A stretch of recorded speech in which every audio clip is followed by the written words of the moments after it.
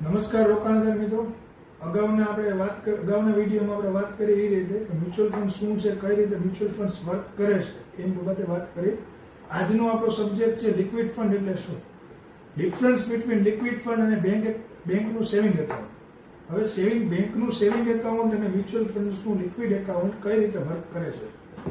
બેંકના સેવિંગ એકાઉન્ટ્સમાં આપે રાખેલા પૈસા 0 થી લઈ એટલે કે 1 દિવસથી માંડી અને જ્યાં સુધી તમારો પૈસા પડ્યા રહેશે ત્યાં સુધી તમને એના ઉપર 3 થી 4% હાર્ડલી તમે પૈસા ઇન્ટરેસ્ટ વર્ષ દરમિયાન કમાઈ શકશો, અને એ પણ 6 મહિને. જ્યારે એની સામે લિક્વિડ ફંડ છે એ કઈ રીતે વર્ક કરે છે. મ્યુચ્યુઅલ ફંડ્સનું લિક્વિડ એકાઉન્ટ એટલે વન ટાઈપ ઓફ બેંકનું સેવિંગ એકાઉન્ટ છે, એ જ પ્રકારનું મ્યુચ્યુઅલ ફંડનું સેવિંગ એકાઉન્ટ છે. અને હું તો એવો આગ્રહ કરું છું કે દરેક લોકો પાસે એક પ્રકારનું સેવિંગ એકાઉન્ટ જેમ બેંકમાં છે એવી રીતે મ્યુચ્યુઅલ ફંડ્સનું સેવિંગ એકાઉન્ટ ખાસ ઓપન કરવું જ જોઈએ. લિક્વિડ ફંડ કઈ રીતે પરફોર્મન્સ કરે છે. જ્યારે લિક્વિડ ફંડની વાત આવે ત્યારે લિક્વિડ ફંડ છે ગવર્મેન્ટ સિક્યુરિટીઝ બોન્ડ્સ, જે આપણે જીસેટ કહી શકીએ છીએ.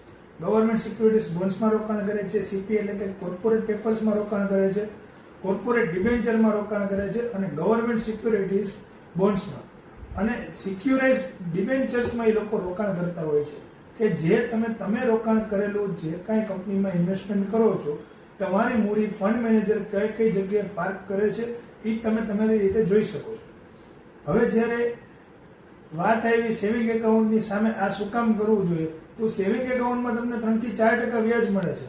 જ્યારે લિક્વિડ ફંડમાં તમે પાર્ક કરવાનો સમય અવધિ પહેલા દિવસથી લઈ 1 વર્ષ સુધીના પૈસા હોય તો લિક્વિડ ફંડમાં પાર્ક કરે, જેના ઉપર કોઈ પણ જાતનું માર્કેટનું જોખમ આવતું નથી. તમારે પૈસાની જરૂરિયાત પડી ત્યારે તમે ગમે ત્યારે ગમે એટલા સમય અંદર તમે પૈસા વિડ્રોલ કરી શકો છો. બીજું, જ્યારે વાત આવી કે શું કામ બેંક કરતાં આમાં આવવું જોઈએ ભાઈ, તો બેંક કરતાં આમાં આવવાનો ફાયદો એક જ છે કે આમાં તમને તમારી મૂડી ઉપર 6 થી 7% યરલી એપ્રિસિએટ મળે છે.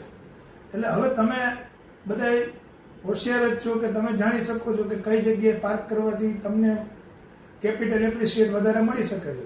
તો હું એવું સજેશન આપું છું કે લિક્વિડ ફંડમાં દરેક વ્યક્તિએ નાનામાં નાનું રોકાણ કરવું જોઈએ, અને સેવિંગ એકાઉન્ટની અગેન્સ્ટમાં લિક્વિડ ફંડ છે એનો કઈ રીતે વર્ક કરે છે એકવાર જોવું.